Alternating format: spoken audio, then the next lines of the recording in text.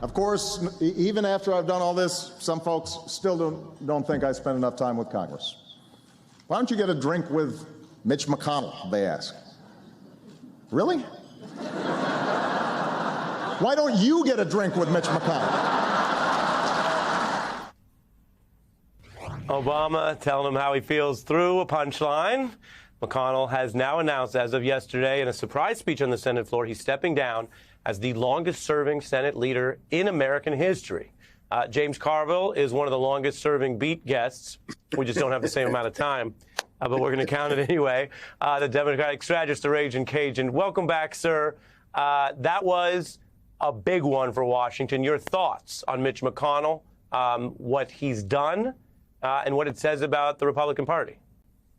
Well, if you're a person that believes there's insufficient dark corporate money in American politics and the answer to all our problems is more corporate money, or if you're a person that believes that these theocrats have insufficient control over the bodies of citizens of the United States, Mitch McConnell might be the greatest living American you can imagine.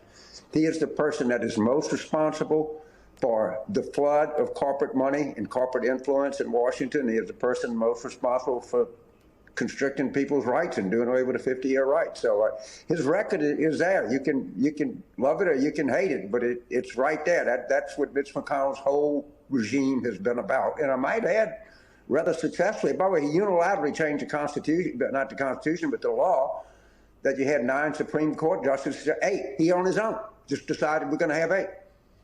And of course, the Democrats did nothing, as is typical.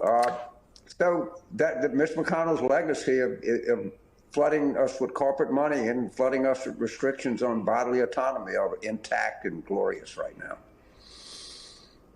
Right. I mean, to paraphrase what you're saying, he took power from people, half the population with women and in other ways, and gave more power to the corporations that very few Americans, by the way, across the spectrum, think should have even more power when you put it like that. We have a little mash of his career, James, just to get you going. Let's take a look. Our top political priority over the next 2 years should be to deny President Obama a second term. Our view is this: give the people a voice in filling this vacancy. The Senate will appropriately revisit the matter when it considers the qualifications of the nominee the next president nominates. President Trump is practically and morally responsible for provoking the events of the day.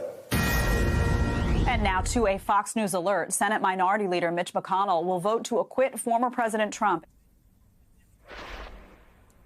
Just some of recent history, you referred to what the Democrats didn't do about it. Given that Mitch McConnell used, as you say, power or abused power for all these ends, changed the composition of the Supreme Court, played in different ways, what lessons, if any, are there for the Democrats here? Well, the lessons for the Democrats is there's nothing legit about Mitch McConnell. There's nothing legit about holding up a Supreme Court nomination. There's nothing legit about saying that President Trump was responsible for January 6th and in voting to acquit him when an impeachment conviction could have taken him out of American politics for the rest of his life. So but my advice to Democrats is you're playing one game, they're playing another game. You're playing like the Supreme Court is really a legit institution and they like read the precedent or statutory construction or originalism or textualism. They don't do any such thing. They just whatever it takes to advance theocracy or corporate power.